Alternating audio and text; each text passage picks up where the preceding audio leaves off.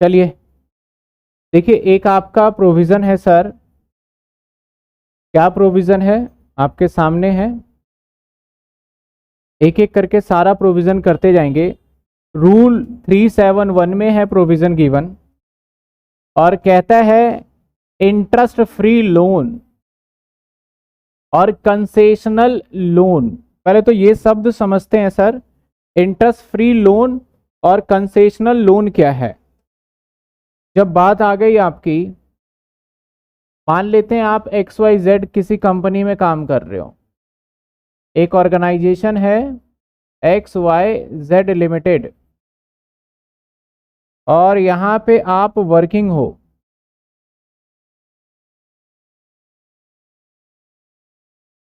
और आप बहुत वफादार एम्प्लॉय हो। वफादार का मतलब समझते हो? ट्रस्ट वर्दी।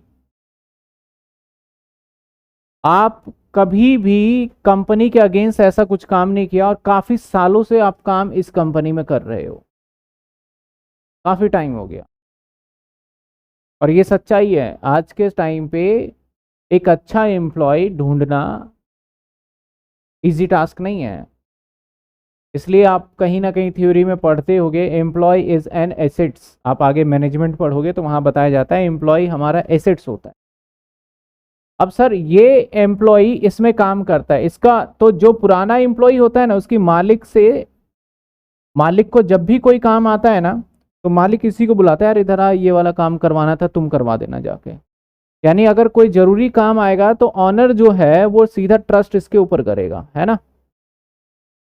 क्यों इसके ऊपर ट्रस्ट करेगा? काफी टाइम से काम कर रहा है, इसने ट्रस्ट को गेन किया है। सेम कभी भी इसको कोई भी परेशानी होगी ना, तो नया एम्प्लॉय आज आपने ज्वाइन किया, आज आपने कंपनी में ज्वाइन किया, ज्वाइन करते ही बोलते हो कि सर मेरी बहन की शादी है, 5 लाख रुपए दे दो, मिल जाएगा आपको? नहीं मिल जाएगा। एक व्यक्ति 10 साल से काम कर रहा है, 15 साल से ट्रस्ट है, उसने ऑनर को बोला सर मेरी सिस्टर की शादी है, मुझे 5-7 लाख रुपए की जरूरत है। ऑनर क्या बोलेगा? कोई बात नहीं यार, ले यार, तो बोलना चाहिए था तेरे को पहले, अभी 5 लाख रुपए पकड़ ले, और भी चाहिए होगा तो बता दियो। इसका मतलब ये नहीं होता कि ऑनर आपकी हेल्प कर रहा है तो ऑनर आपसे पैसे नहीं लेगा, पैसे रिटर्न लेगा। अब रिटर्न लेने के दो शर्तें हैं, या तो भैया तुम साल 2 साल 3 साल जो भी वक्त मांगते हो ले लो और इकट्ठा रिटर्न कर देना 5 लाख रुपए। दूसरा, आपकी सैलरी है अगर मान लेते हैं 30,000 रुपए, तो 10,000 ले लो, 20-20 हजार रुपए कटवा लो। और जो कटवाने वाली बात करी है ना मैंने, 20-20 हजार रुपए, ढेरों सारे एम्प्लॉयर अपने एम्प्लॉय को इस प्रकार के लोन देते हैं। यहीं से कॉन्सेप्ट डेवलप्ड होता है हमारा इंटरेस्ट फ्री लोन या फिर कंसेशनल रेट पे। यानी सर मालिक ने जो आपको लोन दिया है, एग्री, अगर आप एम्प्लॉय तुम कहीं बैंक से लोन लेते, अगर तुम SBI से लोन लेते 5 लाख रुपए का, तो आपको सालाना 10% के हिसाब से अगर ब्याज देना पड़ रहा है तो साल का 50,000 रुपए आपका ब्याज में जाता। लेकिन मालिक और आपका रिलेशन अच्छा होने की वजह से इसने इंटरेस्ट फ्री लोन दे दिया है, आपसे इंटरेस्ट का कोई चार्ज ही नहीं ले रहा, तो ये 50,000 आपके बच रहे हैं, तो that is a part of salary में जोड़ दिया जाएगा। समझ में आई कहानी क्या है? यानी कोई मालिक आपको फ्री में, मतलब कर्जा दे रहा है लेकिन उस पर ब्याज नहीं चार्ज कर रहा, तो गवर्नमेंट दिमाग लगता है इससे ब्याज नहीं लिया गया, कहीं और से ये लेता है तो वहां ब्याज देना पड़ता, वहां जितना ब्याज देना पड़ता वो तुम्हारा बेनिफिट है, सैलरी में जोड़ो। अब मालिक दो तरीके से लोन दे सकता है, एक दे सकता है इंटरेस्ट फ्री और एक दे सकता है कंसेशनल। इंटरेस्ट फ्री का मतलब तुमसे ब्याज नहीं लेंगे यार, तुम्हारे हमारे इतने रिश्ते, तुमसे क्या ब्याज लेना। और एक होता है चल यार ठीक है कोई दिक्कत नहीं है, मैंने भी कहीं से पैसा लिया है, तू मुझे 2% दे दियो बस साल के, सिर्फ 2%। यानी बैंक का रेट है कितना, और इससे कितना लिया जा रहा है। तो मैंने आपको जो ब्याज दिया, ब्याज पे लोन दिया है, कंसेशनल रेट, कंसेशनल का मतलब सस्ता लोन दे दिया आपको। तो सर आपके बेनिफिट कितना मिल रहा है? 2% तो एम्प्लॉय पेड कर ही रहा है इसको, बेनिफिट कितने परसेंट का मिल गया? 8%। जो भी होगा वो क्या हो जाएगा? टैक्सेबल। यहां पे कुछ कंडीशन है, कुछ रूल है सर। सर क्या कंडीशन, क्या रूल है? यहाँ पे रूल और कंडीशन है, अगर आप 20,000 रुपए तक का अगर ऐसा लोन लेते हो तो आपके सैलरी का पार्ट नहीं माना जाएगा। कितने? 20,000। दूसरा कंडीशन ये, अगर आपने कोई ऐसी बीमारी के लिए लोन लिया है जो कि रूल के अंदर मेंशन है, जो 80DD या 80U के अंदर आ रहा है, यानी बहुत खतरनाक बीमारी, कैंसर, एड्स, बहुत डेंजर बीमारी, अगर ऐसे बीमारी जो कि लाइफ के ऊपर आ रहा है थ्रेट, तो ऐसे सिचुएशन में आप 20 लाख रुपए का लोन दे दो, उसका भी ब्याज आपके सैलरी का पार्ट नहीं माना जाएगा। समझ में आया? तो चलिए सर, हेडिंग क्या था हमारा, देखिए अब आपको हेडिंग समझ में आएगा। फटाफट से अब खत्म करेंगे। क्या कहता है सर? इंटरेस्ट फ्री लोन या फिर कंसेशनल लोन दिया जाएगा ऐसे सिचुएशन में। ये रूल नहीं है, ये नए वाले में मैंने चेंज कर दिया है, नया 10 ईयर भी आ गया है मार्केट में। कहता है if interest charge by employer equal to higher than SBI, यानी कुछ मालिक ना बहुत बेकार भी होते हैं। एसबीआई में चल रहा है 10% और उसने 15% आपसे चार्ज कर लिया एम्प्लॉयर ने, तब तो भैया आपका परकिजिट है ही नहीं। मतलब आपको लोन दिया 5 लाख, ला यार तेरे को लोन तो दे रहे हैं, देख ब्याज भी देना पड़ेगा तेरे को। कितना ब्याज? बोला 15% लूंगा। अब भाई एम्प्लॉय बेचारा कहीं लोन मिल नहीं रहा, बोला दे दो भाई। तो बैंक से चार्ज, यहां पे देखो एसबीआई का रेट कंसीडर किया जाएगा, पीएनबी यूएनबी की बात नहीं चलेगी, सिर्फ जो एसबीआई का रेट होगा उससे हम कंपेयर करेंगे आपका कंसेशनल वाला। तो बोला गया एसबीआई का rate then not taxable for purchase. पहले इस लाइन का मतलब समझ में आया कि अगर आपको ब्याज पे मतलब लोन दिया गया और ब्याज वसूला जाता है एसबीआई के रेट से ज्यादा, तो परक्विजिट्स है ही नहीं सर। लेकिन if interest rate if interest charge by employee lower of SBI rate, मतलब 10% रेट था, आपसे 8 ले लिया गया। Interest SBI rate maximum outstanding balance end of the month. Sir ये लाइन मैं तभी समझा पाऊंगा जब मैं एक प्रैक्टिकल क्वेश्चन करके दिखाऊंगा। Maximum outstanding and of the month का मतलब क्या है? Less interest paid by the employer, मतलब कहने का मतलब है सर 2%, 2% आपके सैलरी में जोड़ दिया जाएगा। बहुत सीधी सी बात है, समझ रहे हो? एसबीआई का रेट कितना है? 10, आपसे वसूला कितना गया एम्प्लॉयर ने? 8, तो कितने आपके सैलरी में जोड़ा जाएगा? लेकिन वो इंटरेस्ट आपको निकालना भी पड़ेगा, उस इंटरेस्ट का निकालने का थोड़ा तरीका अलग है। यहाँ एक्सेप्शन केस है सर। यहां पे अगर आपका मेडिकल लोन है, treatment of disease specified in rule number 3A, except loan reimburse by medical insurance के अलावा, तो आपका कोई टैक्सेबल नहीं होगा सर, नो टैक्सेबल। समझे बात? अगर आपने लोन डज नॉट एक्सीड 20,000 तब भी आपका टैक्सेबल नहीं होगा। ठीक है ना? SBI rate prevailing the first day of previous year, पिछले साल का जो पहले दिन पे एसबीआई का लोन का रेट है वही कंसीडर करना है। तो आपको इन चक्करों में नहीं पड़ना, आपको पहले से रेट देगा एग्जाम। तो इसके ऊपर एक छोटा सा, पहले ये देखो प्रोविजन समझ में आया कि आपको मालिक ने क्या करा कि इंटरेस्ट फ्री लोन दे दिया, कंसेशनल रेट पे लोन दे दिया, उस केस में क्या होगा। तो इस पे हम ना एक छोटा सा क्वेश्चन कर लेते हैं। क्वेश्चन करेंगे तो हमें ज्यादा क्लियरिटी मिल जाएगी। आपकी किताब का ही क्वेश्चन है, देखते हैं क्वेश्चन।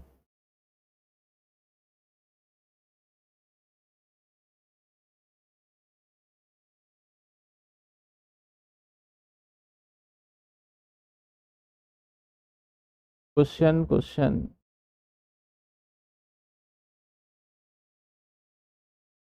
इनकम टैक्स, सैलरी दो।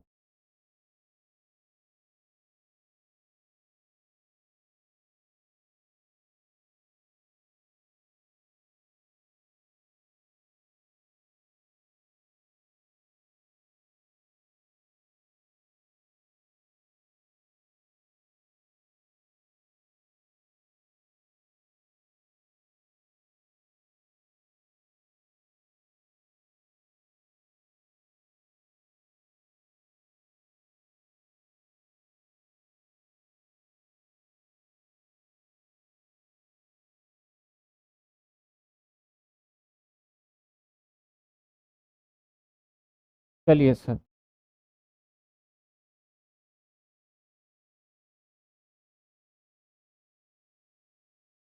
ये रहा क्वेश्चन। ठीक है, क्वेश्चन करने से पहले इसके चार्ट बना दूं मैं, फ्लो चार्ट जैसे बनाता हूं कि क्या नहीं है, वो आपके लिए थोड़ा रिवीजन के लिए ठीक रहेगा। चलिए, हमने करा है सर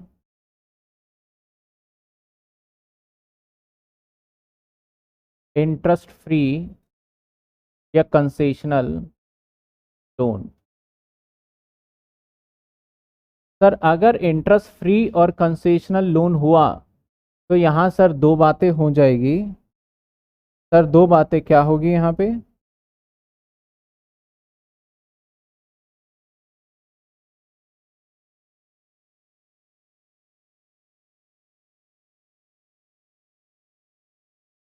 या तो सर आपका लोन होगा एक्सीड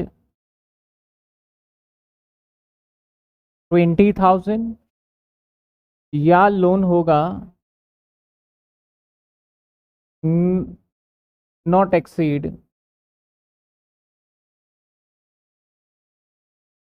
20,000। सर इसका क्या मायने है?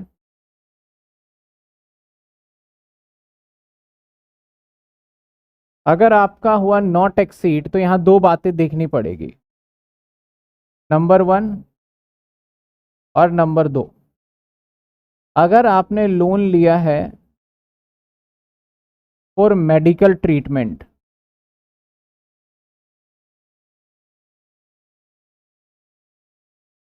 या फिर लोन आपने एग्जाम्पल के तौर पे ले लिया 15,000 रुपए, तो सर ऐसे सिचुएशन में ये नॉट टैक्सेबल, नॉट टैक्सेबल।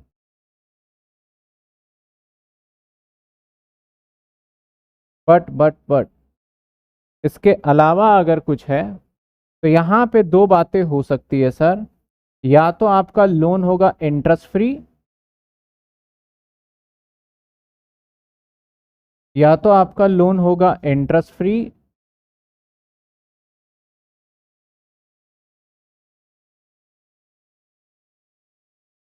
या होगा लोअर रेट, या होगा लोअर रेट पे। सर अगर आपका हुआ इंटरेस्ट फ्री, ऐसे सिचुएशन में फुल्ली टैक्सेबल, कुछ सोचना ही नहीं है, फुल्ली टैक्सेबल। बट सर अगर हुआ आपका लोअर रेट पे, तो इफ एक्सीड, इफ, तो या फिर करते हैं तो होगा हमारा taxable is equal to SBI का रेट लेस इंटरेस्ट रिकवर, ये हो जाएगा हमारा टैक्सेबल।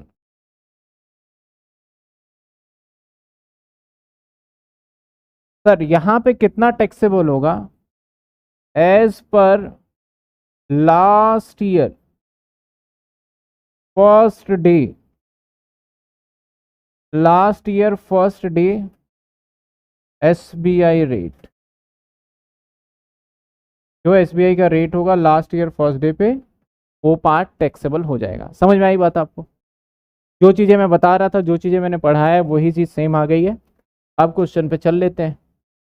क्या कहता है क्वेश्चन, देखिए। कहता है सर आपके बुक का ही, किताब का ही है, जिसके पास किताब है वो देख सकते हैं, 4.19 के आसपास होगा, ग्रीस आहूजा का क्वेश्चन है, 17 है। X limited has a advance interest free loan R for purchase a car. अब आर ने क्या करा? कार खरीदने के लिए लिया है, बीमारी के लिए तो है नहीं सर ये। अगर कार खरीदने के लिए लोग चाहे किसी पर्पस के लिए, टैक्सेबल होगा सर आपका। कब लिया? 1/5/2021 में। R has been regularly repay instalment 20,000 रुपए, repay the loan in instalment 20,000 at the end of each month, हर महीने के आखिरी डेट पे। Compute value of purchased if interest assuming charge by SBI कितने परसेंट, 10%। ठीक है, हर बार वो 20-20 हजार रुपए की किस्त दे रहा है। हमें निकालना कब के लिए, हालांकि क्वेश्चन में नहीं बोला, तो आपको पता 21 है तो 21-22 के लिए निकाल लेंगे हम निकाल लेंगे 21-22 के लिए, प्रीवियस ईयर। ठीक है, 21-22 के लिए टैक्सेबल इनकम निकालते हैं। सर कैसे निकालेंगे, देखते जाइए।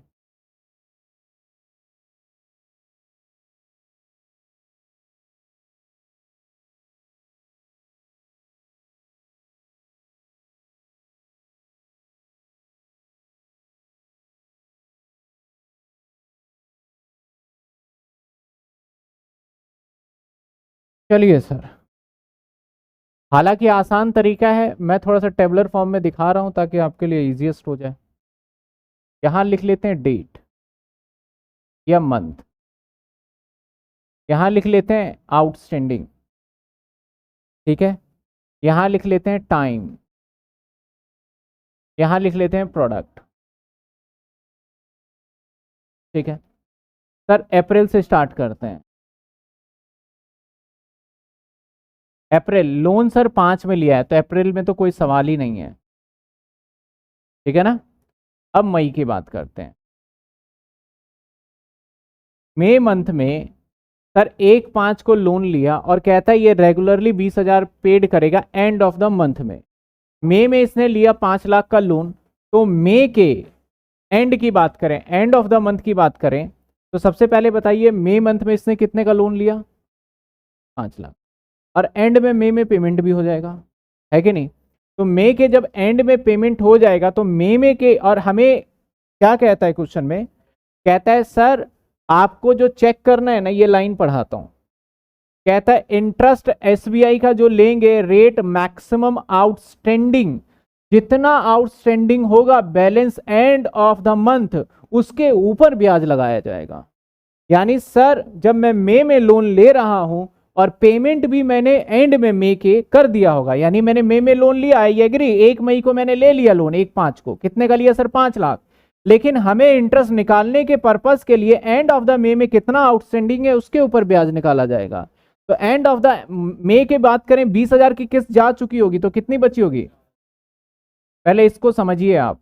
कुछ बच्चे कहते हैं सर मई के अंदर तो 5 लाख का कर्जा था, लॉ कहता है भैया शुरू वाले कर्जे को मत देखो, एंड में जो कर्जा है उसके ऊपर लेंगे।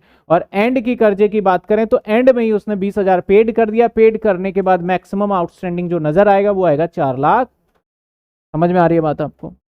मई के बाद क्या आएगा, जून, कितने होंगे, अगस्त, 440। पहले मंथ की बस तकलीफ थी, बाकी तो सब सिंपल है।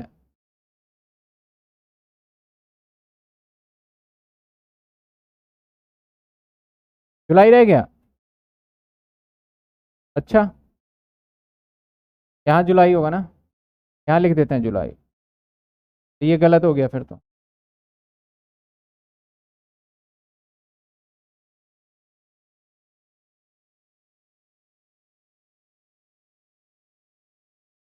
चलो सर जुलाई लेके आए,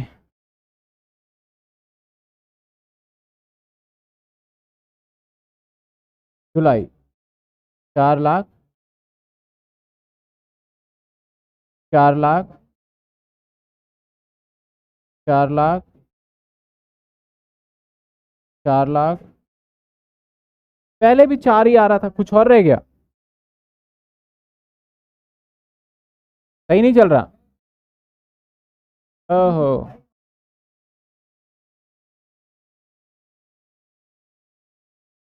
कोई बात नहीं, जून रह गया, कहाँ रह गया, 3 लाख, नवंबर 360, दिसंबर थोड़ा क्लोज चलेंगे, 3 जनवरी फरवरी,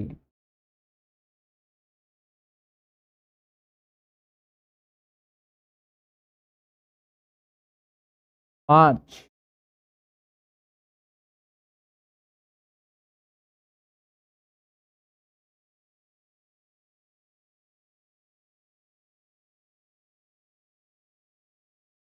किसी का कोई डाउट है तो बता दीजिए मुझे।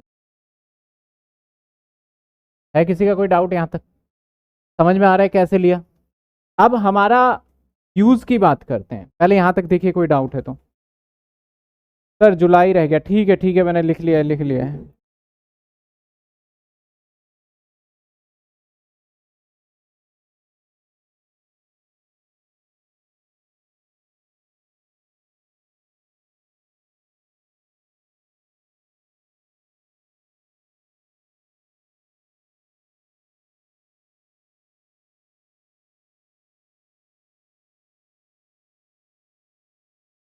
चलिए, अब हम क्या करेंगे, इसके दो तरीके होते हैं वैसे, आप इंटरेस्ट को निकालने के ना दो तरीके होते हैं, जो आपको सूटेबल लगे आप कर लो। एक होता है सर प्रोडक्ट मेथड,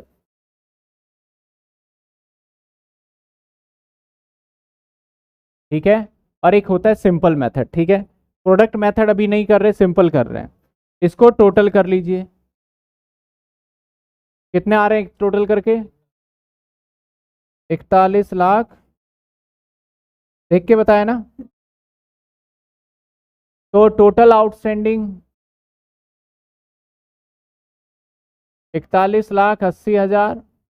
अब सर इंटरेस्ट आएगा 41,80,000। अब देखिए, अगर मान लेते हैं एम्प्लॉयर बोलता भैया 2% दो, तो 10 रेट था, 2% ले रहा है तो हम 8% निकालते हैं यहाँ। समझ रहे हो? अब यहाँ पूरा ही कुछ भी नहीं ले रहा, तो कितना निकालेंगे? पूरे 10% निकालेंगे। तो 10% निकालते हैं यहाँ पे सर, इनटू में 10/100 और इनटू में 1/12। सर 1/12 क्यों? कभी भी ये, क्योंकि हर महीने का है, मंथ को ईयर में कन्वर्ट करने के लिए, जैसे आप कभी भी क्या करते हो, 10 दिन का निकालना हो और ईयरली डेटा हो तो 10/360 कर देते हो। ऐसे पूरे साल का निकालने के लिए ये किया जाता है। बताइए कैलकुलेट करके, 4180 इंटू में 34,800। Sir that is a perquisites value, और ये परकेजिट्स वैल्यू आपके सैलरी में जोड़ दिया जाएगा। 34,833। समझ में आई बात आपको? अगर वही कंसेशनल रेट वाला होता, क्योंकि ज़्यादा क्वेश्चन करके सवाल इसका इतना बेनिफिट है नहीं, मैं सिंपल सी बात बता रहा हूँ, यही कंसेशनल रेट होता, चलो मैं आपको दे ही देता हूँ होमवर्क में, आप इसको करिएगा। मैंने कहा एम्प्लॉयर रिकवर, एम्प्लॉयर रिकवर करेगा 6%। अब बताइए कौन बताएगा अमाउंट, आंसर क्या आएगा? एम्प्लॉयर रिकवर करेगा 6%, यानी 10% एसबीआई का रेट है, एम्प्लॉयर ने बोला 6% हम रिकवरी करेंगे। नसीन, परवीन, सर दोबारा बता दो दोबारा। जैसे कि जो मैक्सिमम आउटस्टैंडिंग है हर महीने का ले लेंगे, इसको टोटल कर देंगे और टोटल को रेट लगाया और 1/12 करेंगे हम ईयर में कन्वर्ट करने के लिए। 13, एक बच्चे का आंसर आ गया दूसरा क्वेश्चन का 13,000। अब देखते हैं लाइव वाले बच्चे यही जवाब दे रहे हैं, कुछ और दे रहे हैं। दिशा का आ गया 13,933, 4% टैक्सेबल। शुभम ने कहा सर सिंपल मेथड है ना? हाँ बिल्कुल सिंपल है, मेरे हिसाब से यही फॉलो कर लो, फिर मैं ये हटा ही देता हूँ, आप बच्चे परेशान हो जाओ, क्योंकि इसका इतना अच्छा खासा रोल है नहीं और आप अननेसेसरी के परेशान हो जाओगे। हटा देते हैं इसको, ये लो सिंपल हो गया ये। मैं सोच रहा था प्रोडक्ट मेथड, प्रोडक्ट मेथड में पता है क्या होता है, जिनको पता होगा वो कर सकते हैं, मल्टीप्लाई मल्टीप्लाई करते हैं फिर लास्ट में निकाल देते हैं। ठीक है, क्लियर? एक पॉइंट हमारा होता है सर खत्म, एसबीआई रेट वाला। किसी को कोई तकलीफ, कोई दिक्कत, कोई परेशानी बताइए? एग्जाम में मैक्सिमम एक छोटा सा पॉइंट डाल देते हैं वो, और बार बार पूछ लिया जाता है। आगे बढ़े।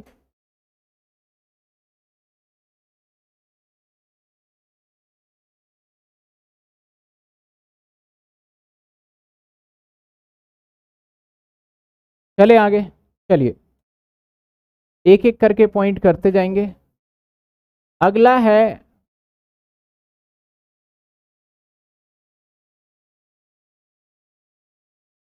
Travelling accommodation. कुछ चीज रीडेबल वाला है जो कि एग्जाम में शायद दिख जाए। सर ट्रैवलिंग, ट्रैवलिंग मतलब घूमने फिरने के लिए, अकोमोडेशन टूर के लिए या अदर एक्सपेंसेस के लिए। Meet by the employer to be calculate on the, आपका वेकेशन के टाइम पे गए तो amount incurred by employer, value of which service offer to the general public less the amount recover employee. यानी simple सी बात है सर, एक ये पॉइंट डाल दिया गया है कि अगर आपको टूर पे भेजा गया, एलटीसी नहीं है, एलटीसी अलग है और ये अलग है, आपको टूर पे भेजा गया और आप वहां पे मालिक पैसा दे रहा है आपको घूमने फिरने के लिए, तो सारा परकेजेट्स का हिस्सा है। जितना पैसा आपसे वो रिकवर करेगा वो परकेजेट्स नहीं है। तो हाईली मैं कहूंगा ये इतना इंपॉर्टेंट नहीं है, बस डाल दिया मैंने चार्ट के अंदर पढ़ने के पर्पज। ठीक है, चलिए सर आगे। फ्री मील हो गया आप सबका, फ्री मील करा दिया है। पर मैंने पहले बता भी दिया था, इसके अंदर टी सॉफ्ट ड्रिंक नहीं काउंट है, अल्कोहल काउंट है। ठीक है ना। इसके बाद गिफ्ट वाउचर हो चुका है आपका 5,000 रुपए वाला। चलिए सर, जो चीजें हो चुका है उसकी क्या बात करना। अब आ जाते हैं expenditure on club other than health club. Sir club क्या है। आप देखो क्लब की बात करें ना तो बहुत सारे एम्प्लॉयर, पहले हम पढ़ लेते हैं इसको क्या कहते हैं। Expenditure on club other than health club, sports club, इनको छोड़ दीजिए। इसके अलावा if similar facility provided by the uniformly all, सभी एम्प्लॉय को मिलेगा तब। Actual expenditure incurred by employer, less amount recover from employ. If the expenditure incurred exclusively official purpose supported by the necessary document, then it not be taxable. Initial fee corporate membership of club is not taxable. अब देखिए club होता क्या है। अब बहुत जगह पे club का मैं सिंपल सा एग्जांपल लूँ तो कई बार ना कुछ ऑर्गेनाइजेशन में आप एंटर करना चाहते हो तो पैसे देने पड़ते। जैसे आप मान लो क्रिकेट खेलते हो तो स्पोर्ट्स क्लब होता है। आप सोच रहे हो सर क्रिकेट खेलें, कुछ ऐसा ग्राउंड मिले जहाँ पे हमें सारी सुविधा भी मिले। जैसे मैं बात करूँ तो एक नेताजी सुभाष पैलेस में क्रिकेट का ग्राउंड है। आप वहाँ पे जाएंगे ना तो आपसे वो सब्सक्रिप्शन बेस्ड चार्ज लेते हैं।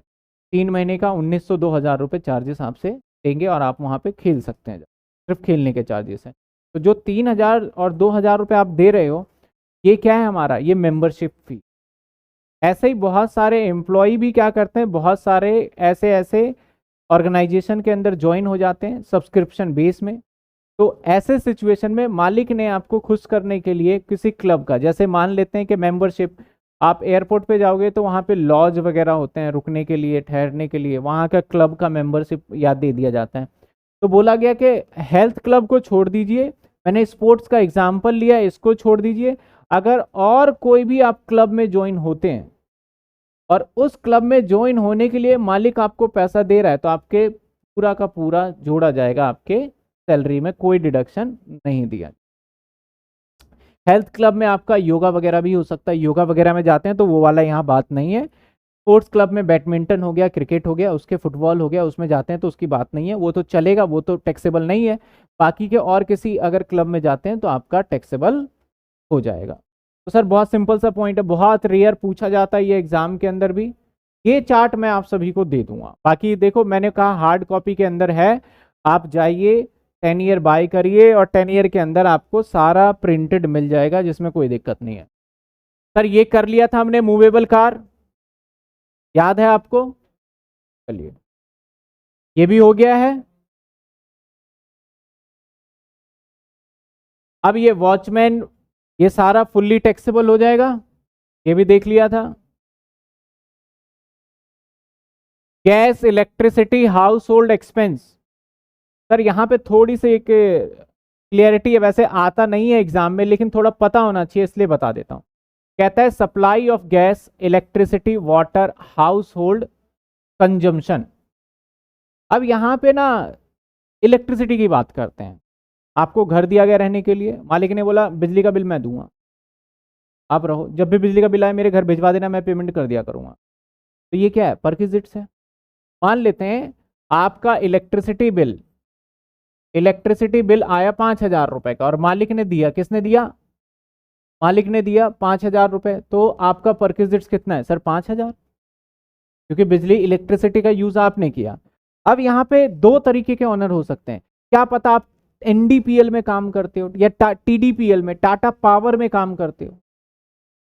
तो टाटा पावर में काम करते हो और आपका बिजली का बिल, यहां कुछ कहानी अलग है। यानी सर जहां आप काम कर रहे हो तो अपने एम्प्लॉय के लिए हमेशा कुछ डिस्काउंट मिलता है। आप जिस ऑर्गेनाइजेशन में काम करोगे ना तो उस एम्प्लॉय को क्या मिलेगा, आप बिग बाजार चले जाओ तो वहां पे जो सेल्समैन वगैरह होते हैं, आपको सामान 100 का मिल रहा है तो शायद उनको 95 का मिलता हो, उनका कार्ड बना देते हैं और उनको डिस्काउंट। तो अगर आप इलेक्ट्रिसिटी ऑफिस में ही काम करते हो और आपके घर पे बिजली का बिल आता है, तो जो एक्चुअल कॉस्ट मालिक को पड़ रहा है, यानी टाटा को जो एक्चुअल कॉस्ट पड़ रहा है, वो आपका परक्विजिट्स माना जाए। मैंने बोला बिजली का बिल आया 5,000 और टाटा का जो कॉस्ट है ना, आप टाटा में ही काम कर रहे हो, टाटा पावर में, और टाटा का कॉस्ट है 4,000, तो आपके लिए परक्विजिट्स क्या होगा, 4,000। समझ में आई बात आपको। और अगर आप नॉर्मल एम्प्लॉय हो, आप कर रहे हो बिग बाजार में काम और बिजली का बिल आ गया आपका 5,000 रुपए का, तो टैक्सेबल तो पूरे 5,000 है। तो वही कहता है अगर connection the name of employer है, एम्प्लॉय है, obligation employee paid, taxable specified as well as non specified employee, इसके ऊपर क्वेश्चन मार्क लगा देते हैं, बाद में देख लेंगे। Connection in the name of employee, taxability only specified employee. तो सर स्पेसिफाइड एम्प्लॉय कौन होता है, नॉन स्पेसिफाइड एम्प्लॉय कौन होता है, मैं बता देता हूं। जिसकी इनकम साल की 50,000 रुपए से कम है वो कौन सा है, हमारा नॉन स्पेसिफाइड। और जो 50,000 से ऊपर है वो कौन है, तो सर 50, आज के दिन मेरे ख्याल कोई मजदूर ऐसा नहीं है जिसकी 50,000 रुपए सैलरी साल की नहीं होगी। अगर जिसकी 50,000 रुपए साल की सैलरी नहीं है तो वो टैक्स के लिए किसी के पास जाएगा भी नहीं कि मेरा टैक्स भर दो। तो आज की डेट पे हर कोई स्पेसिफाइड एम्प्लॉय है, तो हर किसी के लिए ये फुल्ली टैक्सेबल है। मेरा कहने का मतलब अल्टीमेटली है, चाहे वाटर का मिले, चाहे हाउस होल्ड कंजम्पशन का, चाहे इलेक्ट्रिसिटी का, आपके सैलरी में पूरा जोड़ दिया जाएगा। समझ रहे हो बात आपको। ये छोटे छोटे से प्रोविजन है।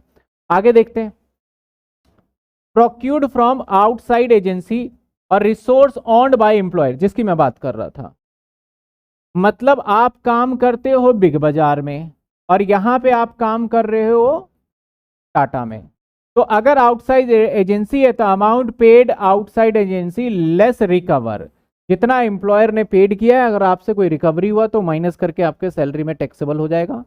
लेकिन अगर रिसोर्स ओन्ड बाय एम्प्लॉयर, मालिक का ही है, तो manufacturing cost per unit less amount recovered आपके सैलरी में जोड़ा जाएगा। समझ में आ रही है बात ये।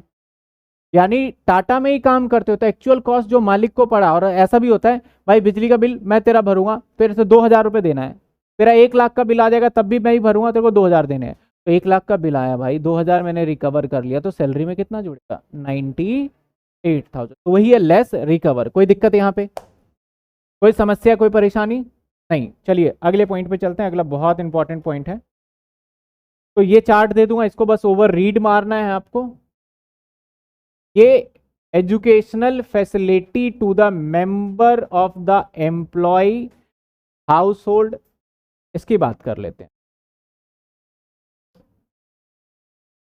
चलिए इसको समझ लेते हैं, फिर इस पे आएंगे।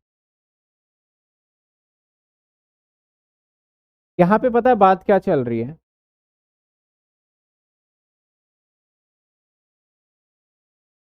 ये कंपनी है और आप यहां वर्किंग, आप एम्प्लॉय हो।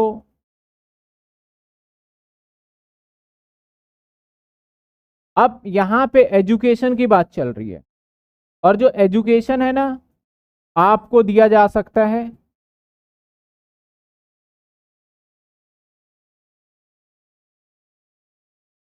या फिर आपके चाइल्ड को दिया जा सकता है या आपके फैमिली मेंबर को दिया जा सकता है। एजुकेशन की बात, पहले था चिल्ड्रन एजुकेशन अलाउंस, यहां पे बोलते भैया अपने बच्चों को स्कूल में पढ़ाओ, फीस मैं देख लूंगा। तो ये अलाउंस नहीं है, ये क्या है, परकेसेट। अपने बच्चे को पढ़ाओ और फीस मैं दे दूंगा, चिंता मत करो। और ढेरों सारे ऐसे होते हैं, मैंने देखे हैं कि जो कहीं अच्छी जगह पे अगर काम कर रहे हैं तो मालिक बोलता है, अगर अच्छा ऑनर है तो बोलता है भैया तुम्हारे बच्चे को पढ़ाओ, या फिर उनका बच्चा जहाँ पढ़ रहा होता है अपने एम्प्लॉय, भरोसेमंद एम्प्लॉय के भी बच्चे को वहीं पढ़ा देते हैं, मेरे साथ ही भेज दो, दोनों जाया करेंगे आया करेंगे, फीस वीस सारा काम वही कर रहे हैं। ऐसा हो सकता है, नहीं हो सकता। अब बात करते हैं आपके सैलरी में कितना जोड़ा जाए। जब ये बात आई तो यहाँ पे दो सिचुएशन निकल के आता है सर, या तो स्कूल ऑनर का ही है या फिर स्कूल किसी और का है। ऑनर का स्कूल का मतलब सर, आप दिल्ली पब्लिक स्कूल में डीपीएस के अंदर एज अ टीचर नौकरी कर रहे हो और आपके बच्चे उस स्कूल में पढ़ रहे हैं, तो आपसे फीस लिया नहीं जा रहा। हो सकता है ऐसा, तो फीस लिया आपसे लेकिन आपको बेनिफिट तो मिल रहा है। तो ये हो गया स्कूल ऑनर का ही है, जहां पे आप काम कर रहे हो उसी का ही स्कूल है। ऐसा हो सकता है आप काम कर रहे हो रिलायंस डिजिटल में और आपके बच्चे को और कहीं पढ़ाने के लिए आपने डीएवी में भेज दिया है, तो ऐसे सिचुएशन में मालिक ने बोला मैं फीस दे दूंगा, कोई बात नहीं। समझ में आई बात आपको। लॉ कहता है भाई अगर ऐसा सिचुएशन हुआ तो 1,000 रुपए पर चाइल्ड, यहां मैक्सिमम चाइल्ड का लिमिट नहीं है, ध्यान देना, 1,000 रुपए पर चाइल्ड एग्जेम्पशन।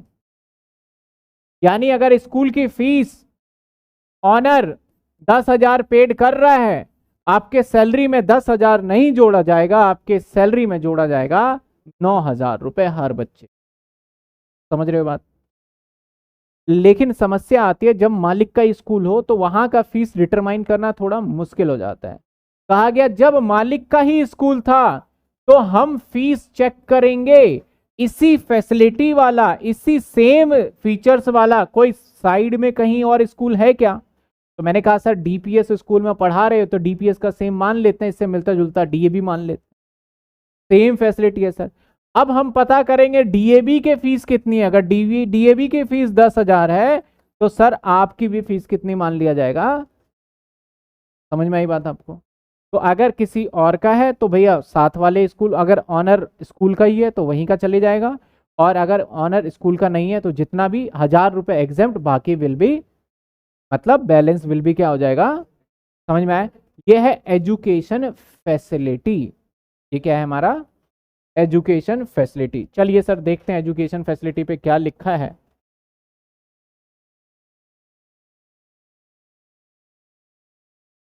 कहता है education facility to the member the employee household. कहता है या तो मेंबर को दे दे या एम्प्लॉय के हाउस होल्ड, यानी घर के परिवार को आ गया बात यहां पे।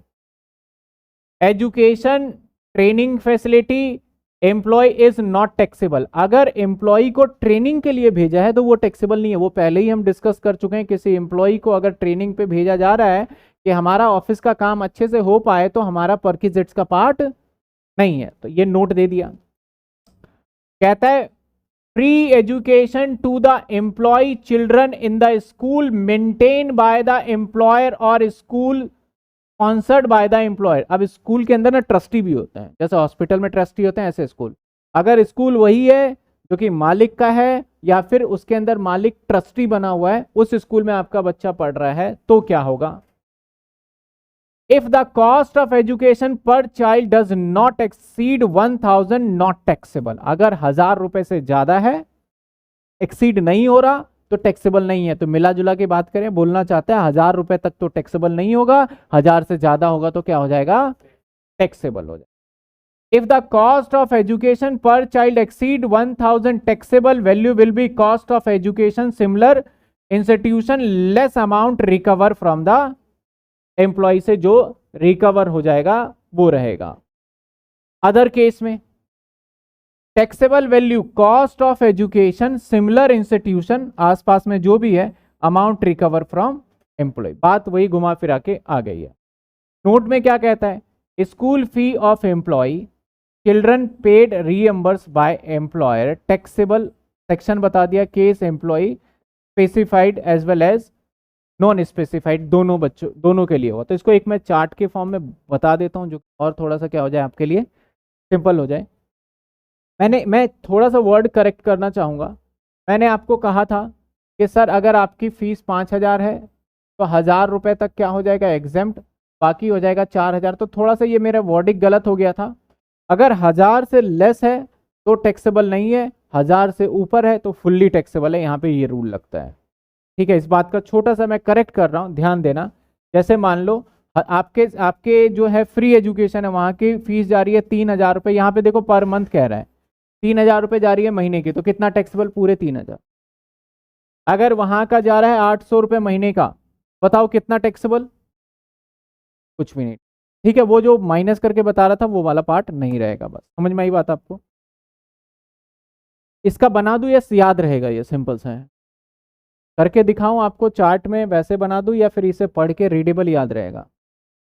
याद रहेगा। एजुकेशन फैसिलिटी दिया जाएगा बच्चे को 1,000 रुपये तक सर एग्जेम्प्ट है, और बाकी अगर 1,000 से ऊपर है फुल्ली टैक्सेबल है। कितने बच्चों के लिए, लिमिट नहीं है यहाँ बच्चों के लिए, कितने भी बच्चे हो सकते हैं।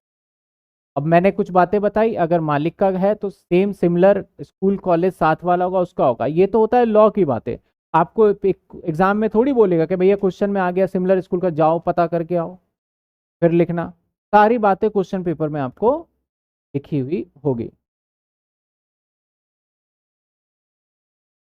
चलिए एक काम करते हैं ना, चार्ट थोड़ा सा रहेगा, बना देते हैं, जल्दी रहता है वो। एजुकेशन फैसिलिटी, ठीक।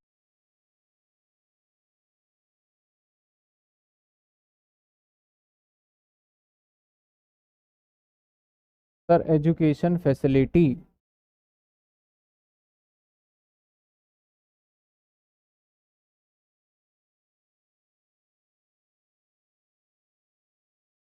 यहाँ पे दो प्रकार के स्कूल हैं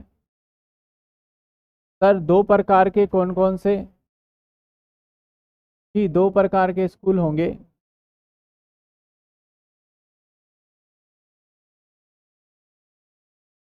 ओन्ड बाय एम्प्लॉयर, एक होगा अदर। दोनों केस में एम्प्ट एक हज़ सर एग्जाम्प्ट होगा 1,000, यहाँ पे भी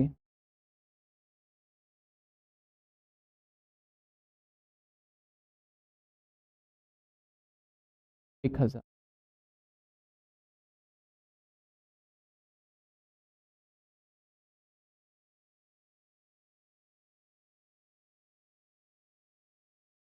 बस यहाँ ध्यान देना है,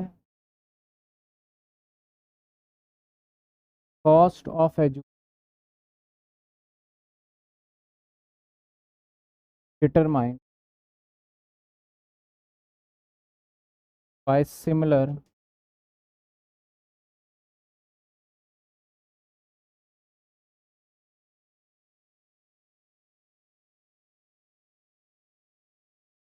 सिमिलर स्कूल और जो यहाँ पे कॉस्ट डिटरमाइन होगा उसके जैसा जो सिमिलर स्कूल कॉलेज है उसी का कॉस्ट यहाँ पे डिटरमाइन हो जाएगा। सर ये था एजुकेशन फैसिलिटी। बताइए कोई डाउट इसमें? चलिए सर अगले पार्ट पे आ जाते हैं।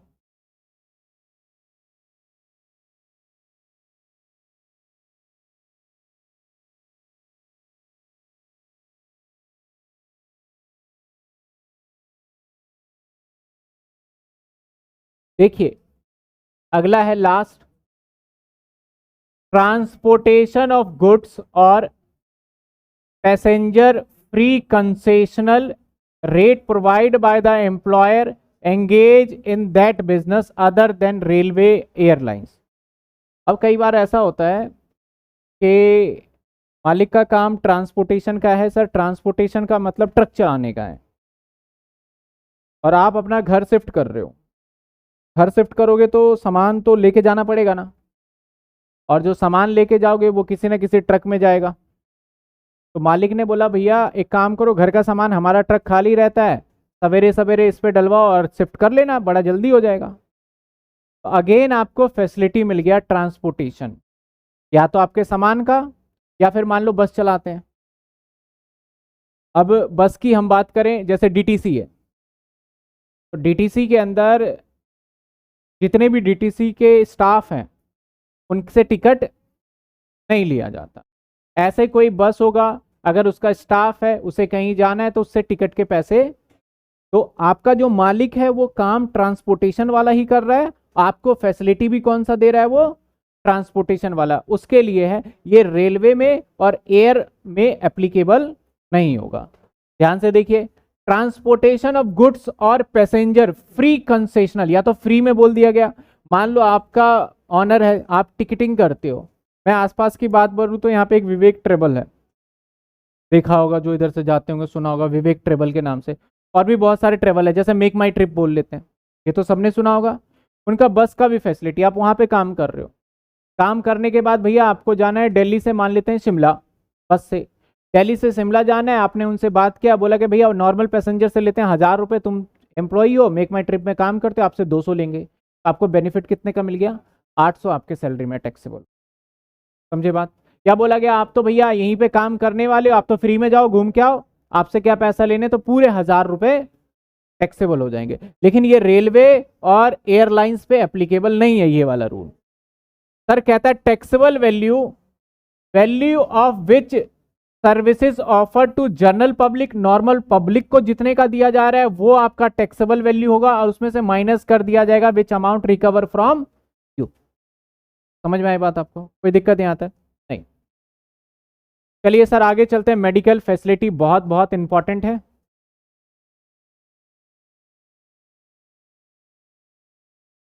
इसको तो चार्ट से ही कराना पड़ेगा मुझे, अभी मेडिकल फैसिलिटी चार्ट में कर लेंगे। पेमेंट एनुअल प्रीमियम,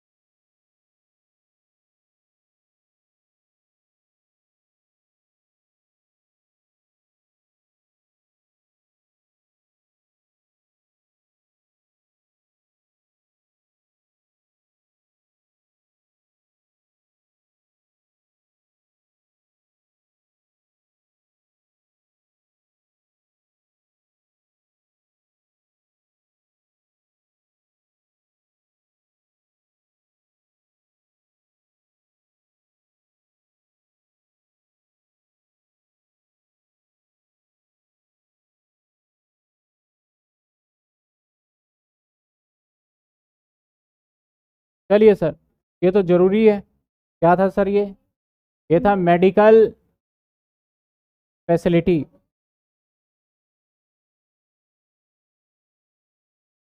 ध्यान दीजिएगा,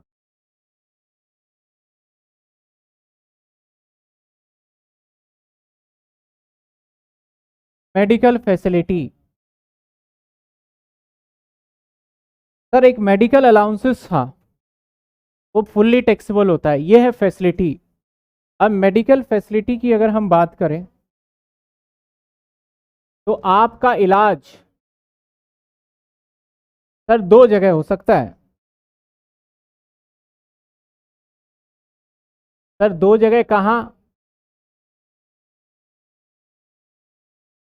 क्या आपका ट्रीटमेंट हो सकता है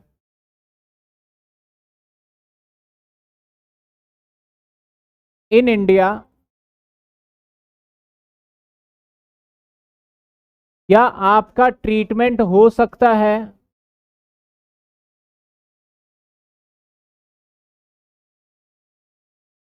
आउटसाइड इंडिया? सर अगर हम इन इंडिया की पहले बात कर लेते हैं, हिंदुस्तान में ही आपका इलाज हो रहा है, अगर इन इंडिया में टैक्सेबल होगा तो या तो आप सरकारी हॉस्पिटल में करवाओगे,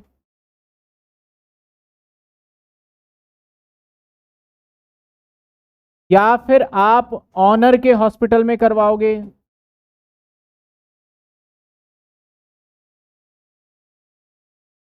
या फिर आप प्राइवेट हॉस्पिटल में करवाओगे।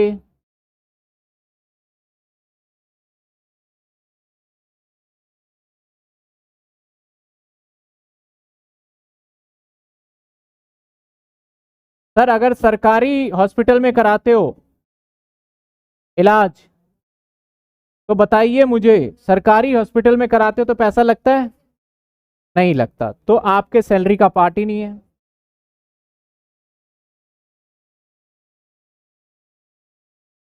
मालिक के हॉस्पिटल में कराओगे तब भी पैसा नहीं लगेगा। इसको इसलिए रखा गया भैया, लाइफ की बात है तो इसको एग्जेम्प्ट कर दिया सरकार ने।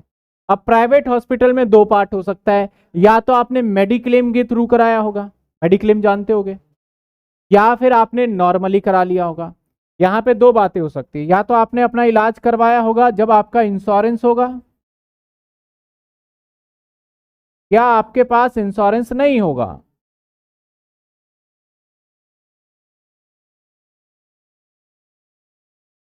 अगर आपका इंश्योरेंस हुआ तो इसका प्रीमियम या तो मालिक भर रहा होगा या आप भर रहे होगे, दो ही बात हो सकती है। तो कोई भी भर रहा हो, यहाँ पे ट्रीटमेंट में जो खर्चा हुआ वो एग्जेम्प्ट होगा, नॉट टैक्सेबल। सर अगर आपने इंश्योरेंस नहीं लिया तो खर्चा बहुत आने वाला है। अब खर्चा आएगा, या तो आप खुद करोगे या मालिक करवाएगा। अगर आप सेल्फ करते हो तो आपका परक्विजिट किस बात का, भैया मेरा पैसा जहां मर्जी खर्च करूं, नॉट टैक्सेबल। अगर ऑनर करवाता है तो यहां पे जितना इनकम टैक्स कमिश्नर अप्रूव्ड कर दे एग्जेम्पशन के लिए वो टैक्सेबल नहीं होगा। अगर आपने बहुत डिसीज था और बाहर ट्रीटमेंट करवाया, मालिक ने पैसे दे दिए, आपसे इनकम टैक्स ऑफिसर ने बुला के पूछा, इनकम टैक्स कमिश्नर ने, भाई आपने कराया तो ये आपके सैलरी का पार्ट है, आपने उसको एक्सप्लेनेशन दिया कि भैया ऐसा नहीं है, इतनी हैवी बीमारी है, आप तो इस पे भी पैसे ले रहे हो, अगर ऐसा रहा तो आगे से मालिक भी नहीं देगा, ये दिक्कत रहेगा। कमिश्नर को दया आ गई, उसने बोला चलो ठीक है, 20 लाख का खर्चा हुआ है ना, हम 18 लाख रुपए तक माफ करते हैं, 2 लाख जोड़। तो जितना अप्रूव्ड इनकम टैक्स कमिश्नर करेगा वो एग्जेम्प्ट और बैलेंस विल बी टैक्सेबल। यानी जब ऑनर करवाएगा तो दो बातें निकल के आई,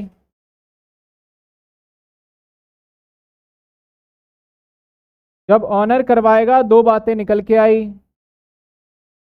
या तो कमिश्नर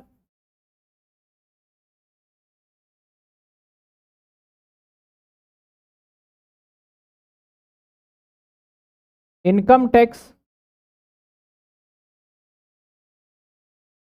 मैं अथॉरिटी वर्ड यूज कर लेता हूं, अथॉरिटी, ठीक है ना, इनकम टैक्स अथॉरिटी वर्ड इस्तेमाल कर लिया, बाकी लॉ में कमिश्नर लिखा है। जो पार्ट इनकम टैक्स अथॉरिटी या इनकम टैक्स कमिश्नर ने अप्रूव्ड कर दिया वो क्या होगा सर, और जो नॉट अप्रूव्ड है वो वाला हिस्सा क्या हो जाएगा सर, टैक्सेबल। कहानी समझ में आई आपको? सर कहानी समझ में आ गई, इसलिए मैंने चार्ट बना लिया, वहां बाद में पढ़ लेंगे क्योंकि थोड़ा कॉम्प्लिकेटेड है यहाँ। ये तो भारत में इलाज करवाया तब हो गया, अब एक एक करके समझ लेते हैं सर। टैक्स ट्रीटमेंट को क्या कहा गया, कैसे कैसे करना है, समझ लेते हैं। सर ट्रीटमेंट इंडिया में हो रहा है, गवर्नमेंट हॉस्पिटल में हो रहा है, तो भैया हमारा पैसा नहीं लग रहा, सैलरी की क्या बात है, मालिक क्या कराएगा, हम खुद करा लेंगे जाके। अगर ऑनर का हॉस्पिटल है, फोर्टिस में काम कर रहे हो और फोर्टिस के अंदर ही आपका ट्रीटमेंट चल रहा है, आपके फैमिली मेंबर का ट्रीटमेंट चल रहा है, तो फिर भी नो टैक्सेबल। अगर आप प्राइवेट हॉस्पिटल में करवाते हो तो इंश्योरेंस करवाया है तो इंश्योरेंस में तो भैया पूरा एग्जेम्प्ट होता है, वो तो इंश्योरेंस कंपनी भरेगा, आपने तो कुछ पेमेंट ही नहीं किया। अगर इंश्योरेंस नहीं है तो सेल्फ करवाते हो तो ऐसे सिचुएशन में मालिक अगर सेल्फ करवाया तो आपके जेब से पैसा गया, जमा पूंजी आपके निकल गए, तो किस बात का टैक्सेबल। अगर मालिक ने करवाया तब देखना पड़ेगा इनकम टैक्स कमिश्नर ने, इनकम टैक्स चीफ ऑफिसर ने, इनकम टैक्स अथॉरिटी ने कितना अप्रूव्ड कर दिया, वो एग्जेम्प्ट, बाकी का जो नहीं अप्रूव्ड हुआ वो फुल्ली। बात समझ में आई? यहां तक कोई दिक्कत नहीं। अब आ जाते हैं इंडिया से बाहर चलते हैं इलाज कराने। जब आउटसाइड इंडिया जाओगे इलाज कराने आप, हो सकता है ना कुछ ऐसे बीमारी होती है जिसका इंडिया में अगर नहीं है, वैसे तो सारी बीमारी का है, लेकिन कुछ ऐसी बीमारी है जिसका इंडिया में इलाज नहीं है, तो आप इंडिया से कहाँ जा रहे हो? बाहर। और पैसा मालिक दे रहा है आप, सिंपल सी बात है, पैसा कौन दे रहा है? मालिक दे रहा है। तो ऐसे सिचुएशन में यहाँ पे दो तरीके के खर्चे आते हैं, एक हॉस्पिटल का खर्चा और रहने का खर्चा, और एक किराया का खर्चा, ठीक है ना। एक एयर टिकट का खर्चा, या जो भी जा रहे हो आउटसाइड इंडिया, कहीं भी हो सकता है, नेपाल भूटान भी जा सकते हो आप। तो आउटसाइड इंडिया जाओगे, एक जाने आने का किराया, ट्रेवल का कॉस्ट, और एक वहां रहने का और हॉस्पिटल का खर्चे, दो खर्चे हो गए। तो पहले हम बात कर लेते हैं ट्रेवल का कॉस्ट, यानी एयर की कॉस्ट कर लेते हैं हम। एयर लिख देता हूं, एयर टिकट। हालांकि लॉ में एयर टिकट नहीं लिखा, ध्यान रखना, कहीं बोलो एयर टिकट पे ही मिलता है सर, बस से जाएंगे तो नहीं होगा, हो सकता है, मैं एयर टिकट लिख रहा हूं। अब ऐसे सिचुएशन में आपसे देखा जाएगा, आपका चेक किया जाएगा, सर चिल्ड्रन एजुकेशन अलाउंस में और इसमें फर्क क्या है? वो भैया पैसा दे देते हैं हाथ में, यहाँ पे मालिक पैसा नहीं देगा, वहां इलाज करवा देगा। अब बात कर लेते हैं यहाँ पे, चलिए। जब आपको एयर टिकट की बात चल रही है तो किराया आपका एग्जेम्प्ट होगा तभी जब आपका यहाँ पे gross total income, gross total income याद रखना GTI, अगर 2 लाख रुपए से कम है तो एग्जेम्प्ट है सर। अगर 2 लाख से एक्सीड होगा तो टैक्सेबल। अब हम बात करें, जाने में भी दो व्यक्ति जाएंगे, एक आप जाओगे, एक आपको संभालने वाला भी होना चाहिए, उसकी भी कॉस्ट की बात हो रही है। ऐसे हॉस्पिटल के अंदर भी एक आपका ही रहेगा हॉस्पिटल का, और रहने में दोनों का हो जाए। तो यहां पे लॉ ने क्या बोला? GTI। GTI का मतलब gross total income. Gross total income आपका 2 लाख रुपए से ज्यादा है तो आपका क्या होगा? एक फुल्ली टैक्सेबल हो जाएगा सर किराया। अगर 2 लाख रुपए से कम है तो क्या हो जाएगा? एग्जेम्प्ट हो जाएगा। यानी आपका GTI क्या होता है सर? GTI यानी कहीं से भी इनकम नॉट एक्सीड 2 लाख, यहां 2 लाख की लिमिट रखी गई है। अगर GTI नॉट एक्सीड 2 लाख से है तो सर एग्जेम्प्ट है।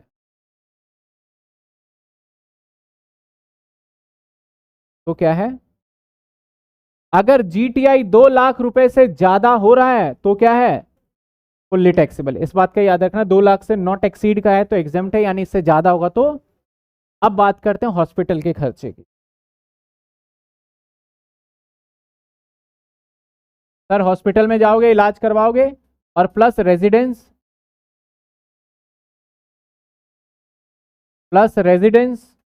हॉस्पिटल के साथ रहने का खर्चा। यहां पे RBI, अब देखो इनकम टैक्स वाले नहीं यहां आते, यहां पे आ जाते हैं, एंट्री हो जाती है RBI की। कहता है RBI ने जितना अप्रूव्ड किया है, RBI ने जितना अमाउंट सेंक्शन के लिए परमिशन दे रखा है, क्योंकि भैया बाहर जाओगे ना तो डॉलर लगेंगे, करेंसी चेंज होगा, तो जाना किसके पास पड़ेगा?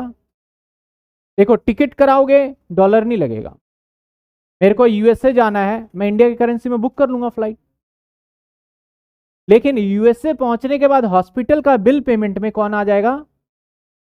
Currency, dollar, pound. तो डॉलर के केस में जो RBI अप्रूव्ड करेगा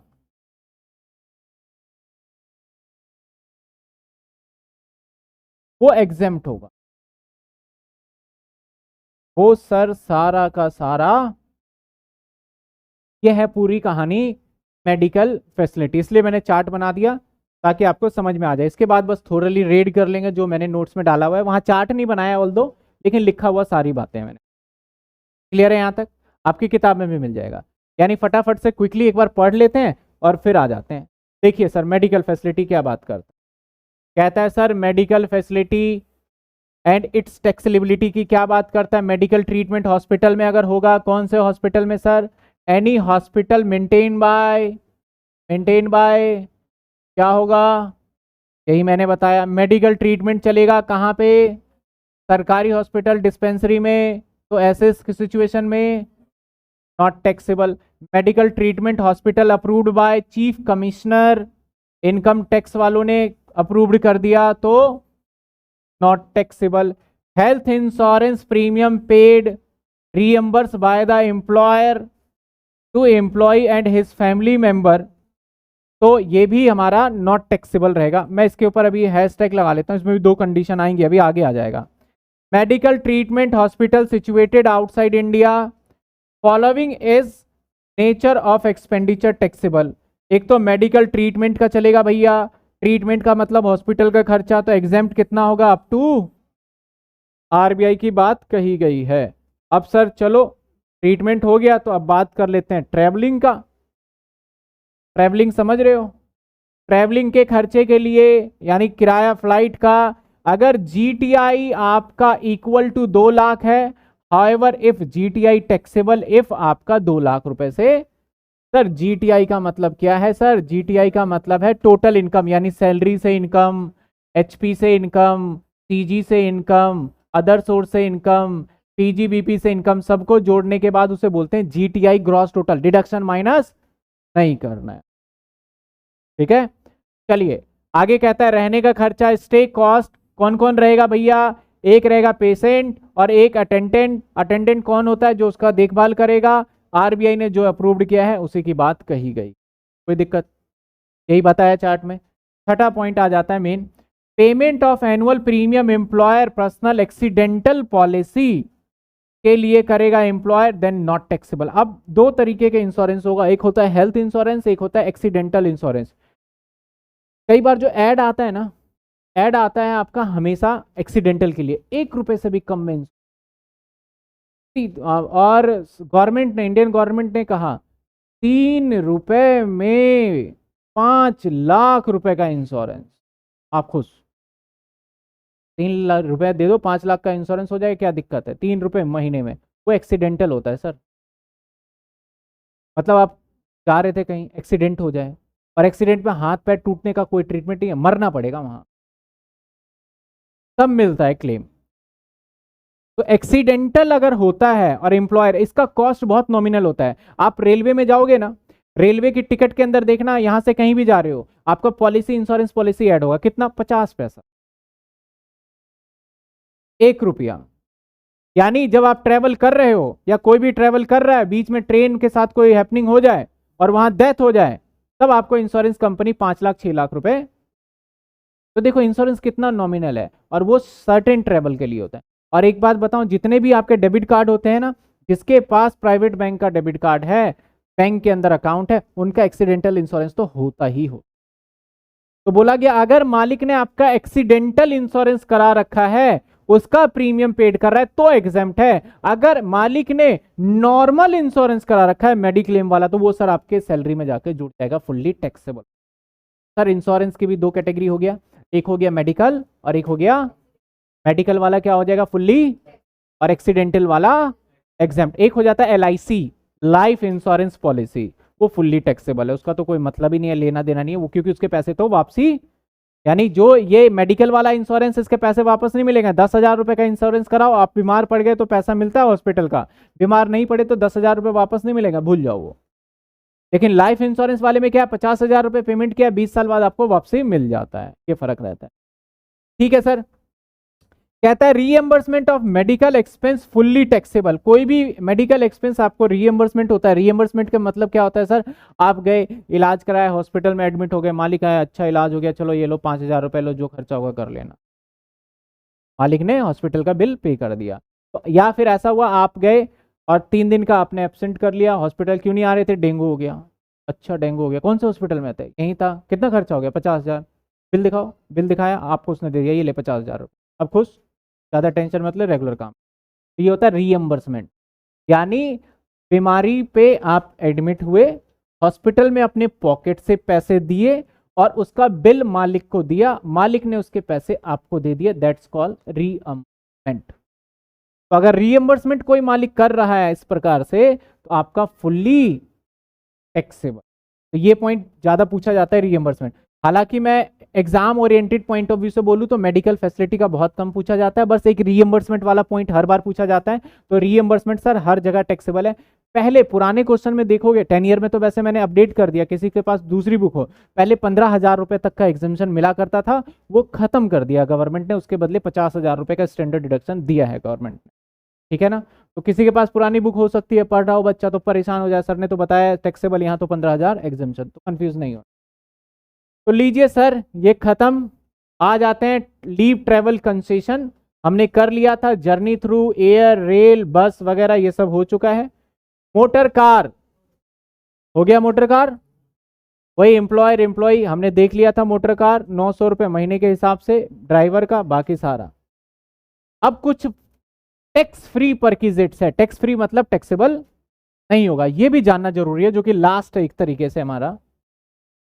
सर टैक्स फ्री परक्विजिट्स में क्या है सर, मेडिकल फैसिलिटी, कहता है the value of medical treatment provided by the employer member of family in hospital, dispensary, nursing home maintain by the employer, मतलब वही वाली पॉइंट को घुमा फिरा के यहाँ डाल दिया, जो मैंने बोला था ना not taxable.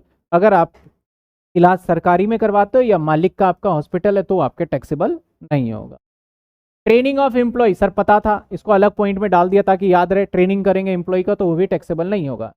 Use health club sports, ये भी टैक्सेबल नहीं होता, वहां याद होगा जब मैंने करवाया था तो वहां पे हेल्थ क्लब और स्पोर्ट्स का टैक्सेबल नहीं, क्यों ये इसलिए गवर्नमेंट ने कर दिया, भाई हेल्थ क्लब देंगे, योगा योगा में जाएगा, फिट रहेगा, तो वैसे हॉस्पिटल कम खुलवाना पड़ेगा हमें, ये एग्जाम्पशन में डाल। एक्सपेंस ऑन टेलीफोन, टेलीफोन के खर्चे का बिल भी एग्जेम्प्ट होता है, ध्यान रखिएगा। टेलीफोन अलाउंसेस फुल्ली टैक्सेबल होता है, टेलीफोन परक्विजिट्स फुल्ली एग्जेम्प्ट होता है, इस बात का ध्यान रखना है। एम्प्लॉयर कंट्रीब्यूशन, सर एम्प्लॉयर कहां पे, employer contribution superannuation fund, इसकी बात करेंगे हम। Employee provide to the contribution not exceed 7.5 lakh, 7.5 lakh रुपए से ज्यादा का अगर कंट्रीब्यूशन नहीं किया हुआ है। सुपर एनुएशन फंड क्या होता है हम इसकी बात करेंगे। देखो मैंने प्रोविडेंट फंड बताया, रिकॉग्नाइज प्रोविडेंट फंड, अनरिकॉग्नाइज, एक मैंने सुपर एनुएशन फंड नहीं बताया और एक स्टैच्यूटरी प्रोविडेंट फंड नहीं बताया। दो प्रोविडेंट फंड मुझे डिडक्शन वाले चैप्टर के अंदर लेके जाना है, इसलिए मैंने नहीं बताया और एग्जाम में बहुत कम रेयर पूछा। चलिए सर और क्या है sir, premium paid by the employer, accident policy अभी बताया था, वही घुमा फिरा के आ गया। अकोमोडेशन इन रिमोट एरिया, याद होगा मैंने बोला था कि अगर आपको रिमोट एरिया में पावर जनरेशन वाले में आपको घर दिया जाए रहने के लिए तो वो एग्जेम्प्ट हो जाएगा, वही पॉइंट यहाँ पे फिल्टर करके लिख दिया गया है। चलिए सर रिटायरमेंट बेनिफिट क्या है, रिटायरमेंट बेनिफिट में ग्रेजुएटी क्लियर है, कवर्ड नॉट कवर्ड ये हम कर चुके हैं, पूरे चार्ट के अंदर मेंशन है, ये सभी को मिल जाएगा। ट्रीटमेंट ऑफ प्रोविडेंट फंड कर लिया था, रिकॉग्नाइज अनरिकॉग्नाइज जो 1961 एक्ट में कवर्ड है नहीं है, अलाउड नहीं, ये सारी बातें मैंने लिख रखी है, आपको पहले भी चार्ट करवा दिया है, सैलरी का मीनिंग सब कुछ मैंने प्रॉपर तरीके से डिफाइन किया हुआ है। अमाउंट विड्रॉन अनरिकॉग्नाइज फंड से क्या होता है तब भी बता दिया गया है। पेंशन भी कर लिया है सर, पेंशन में कोई दिक्कत, कोई टेंशन नहीं है, पेंशन में नहीं है सर। आ जाइए एनपीएस, एनपीएस हम बाद में करेंगे, ये हमारा 80 CCD 1B का पार्ट है, तो ये थोड़ा सा कंफ्यूजन है इसलिए मैंने डिडक्शन वाला नहीं कराया। तो एनपीएस, एनपीएस सरकारी योजना का है, न्यू पेंशन स्कीम बोलते हैं इसको, एनपीएस के नाम से भी जाना जाता है, 10% एम्प्लॉयर देता है। तो 80 CCD 2 और 80 CCD 1 और 80 CCD 1B 3 सेक्शन है, मैं 80C के सीक्वेंस में ही करवाऊंगा, तो अभी मैं इसकी चर्चा भी नहीं कर। लीव एनकैशमेंट करा दिया था, 4 बातें थी यहाँ पे, unused, used, availed, unavailed. Sir ये पूरी तरीके से सैलरी, इससे बाहर कितने पेज का है सर देख लेते हैं। सर ये मात्र 10 पेज का है और बड़ा बड़ा लिखा हुआ है इसलिए 10 पेज का है, छोटा लिखूंगा तो 3-4 पेज में हो जाए। 10 पेजेस का है, इसके अंदर पूरे सैलरी के नोट्स हैं, एप्लीकेशन के अंदर जितने बच्चे हैं सबके लिए मैं अपलोड कर दूंगा, और जितने बच्चे भी हैं जो ऑफलाइन पढ़ रहे हैं, बाकी 10 ईयर के अंदर ऑलरेडी मैं इनकॉर्पोरेट कर चुका हूँ नए वाला अमेंडेड 10 ईयर। अमेंडेड 10 ईयर क्यों बोल रहा हूँ सर, आप देखिए कुछ ना छोटी छोटी सी, देखो बुक मैं बनाता हूँ हर बार गलती हो जाती है। कैसे गलती हो जाती है सर बुक बनाते हो हर बार, तो या तो मेरे से गलती हो जाती है या फिर टाइपिंग वाले से गलती हो जाती है। वो गलती होता है टाइपिंग एरर या फिर थोड़ा सा मिस। जैसे यहाँ पे 371 है और इसका 372 कर दिया, जबकि इसका होना चाहिए 372। ये मैंने नए वाले में करेक्शन लगवा दिया, समझ रहे हो ना। तो नए वाले 10 ईयर का मतलब है छोटे छोटे जो एरर थे वो करेक्ट कर दिए। दूसरा सबसे मेजर चेंजेस जो मैंने उसमें किया है, जो कैपिटल गेन का था, कैपिटल गेन के अंदर इंडेक्सेशन लगता है, वो सारे इंडेक्सेशन रिवाइज कर दिए नए वाले 10 ईयर में। अब बच्चे बोलेंगे सर पुराने वाला हमने खरीद लिया, हमारा तो बेकार हो गया। ऐसा कुछ भी नहीं है, सेम ही है, बस थोड़े थोड़े ऑल्टर किए। मैं एक दो दिखा दूंगा आपके क्लास में, आपके कुलिक कोई स्कूल में कॉलेज में कहीं भी आपके लेते हैं, आप मैच कर लेना, बिल्कुल सेम रखा है। अगले साल पूरा रिवाइज करने वाला हूं, तो इस साल के लिए मैंने ज्यादा रिवाइज नहीं किया है। ये फाइनल रिवीजन दिया था मैंने 10 ईयर को, मार्केट में अवेलेबल होगा। नए वाले और पुराने वाले का पहचान क्या है, नए वाले में फ्रंट पे जो है इमेज लगवाया हुआ है, दोनों प्रोग्राम वाले में भी ऑनर्स वाले में भी। पुराने वाले में बैक में लगवाया हुआ था मैंने, कहाँ है पुराना वाला, मेरे पास ये रहा। पुराने वाले का पहचान ये सर, पुराने वाले में बैक में था वीडियो से रिलेटेड इंफॉर्मेशन, नए वाले में फ्रंट पे ही दे दिया है क्यूआर कोड, और फ्रंट में ही बोल दिया कि वीडियो मिल जाएगा आपको। कुछ बच्चे कहते हैं सर 10 ईयर के वीडियो जो होंगे, देखो 10 ईयर के अंदर नोट्स है, आपको तो ऑलरेडी मिल रहा है, बुक के क्वेश्चन भी आपको ऑलरेडी मिल रहा है, तो आपको कोई 10 ईयर के अंदर खरीदोगे तो कोई क्यूआर कोड करके कोई वीडियो खरीदने की आवश्यकता नहीं है, आपको सब कुछ इसी कोर्स के अंदर डिलीवर किया जाएगा। हाँ लेकिन हार्ड कॉपी आपको खरीदना होगा, वो मैं नहीं दे सकता, ठीक है ना, वो चीज़ ध्यान रखना है आपको। बाकी एक्स्ट्रा क्वेश्चन भी जैसे रहेगा वो रहेगा। तो आज मैंने ये करवा दिया। क्वेश्चन प्रैक्टिस के लिए मैं दूंगा 1 से लेके 10 तक, 1 से लेके 9 क्वेश्चन देते हैं 10 ईयर में से, सभी 10 ईयर खरीद लेंगे। 1 से लेके 9 तक आपको प्रैक्टिकल क्वेश्चन करने हैं सर। 10 ईयर के अंदर 2 कैटेगरी कर रखा है, एग्जामिनेशन पेपर और प्लस में आपका है एक प्रैक्टिकल क्वेश्चन। जिसके पास होगा वो देख सकते हैं। सर कौन सा 10 ईयर है, शिवदास का 10 ईयर है, शिवदास का। मैं फोन नंबर भी, नियर बाय किसी शॉप पे जाओगे और बोल दोगे सर शिवदास का 10 ईयर दे दो, इजीली अवेलेबल हो जाता है बुक शॉप पे जाके, या फोन नंबर दे दूंगा जिनके एरिया में अवेलेबल नहीं है।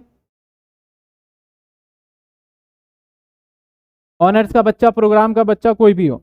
देखिए सैलरी के अंदर, सबसे पहले सैलरी के अंदर मैंने पूरे चार्ट डलवा दिए हैं, उसके बाद सैलरी के 2 हिस्से कर दिए, रिटायरमेंट वाले क्वेश्चन को अलग कर दिए ताकि जब बच्चा करे तो रिटायरमेंट वाले प्रोविजन को याद रखे, और नॉर्मल परकिजिट्स और अलाउंसेस को मैंने अलग कर दिए हैं। तो पहले परकिजिट्स अलाउंसेस वाले सारे क्वेश्चन करो ताकि रिटायरमेंट वाला ग्रेजुएटी, पीएफ और पेंशन ये सब याद ही ना रखना पड़े, ताकि आपकी प्रैक्टिस अच्छे से हो जाए। तो इसको 2 सेशन में मैंने बांट दिए हैं। आपको जो करना है ना, अभी रिटायरमेंट वाला नहीं करना, आपको 1 से लेके 9 तक क्वेश्चन ट्राई करना है, ओल्ड रिजिम और न्यू रिजिम के साथ, 1 से लेके 9 तक, चाहे बच्चा ऑनर्स का हो चाहे बच्चा प्रोग्राम का हो, दोनों आपको ट्राई करना है, ठीक है। इस चार्ट के अंदर मैंने कुछ दे दिया, सब कुछ दे दिया मैंने, कुछ चीज नहीं छोड़ा। मुझे लगा था मैंने हाई कोर्ट सुप्रीम कोर्ट के जज वाला छोड़ा हुआ, नहीं, वो भी मैंने दे दिया, अलाउंस इसके अंदर दे रखा है।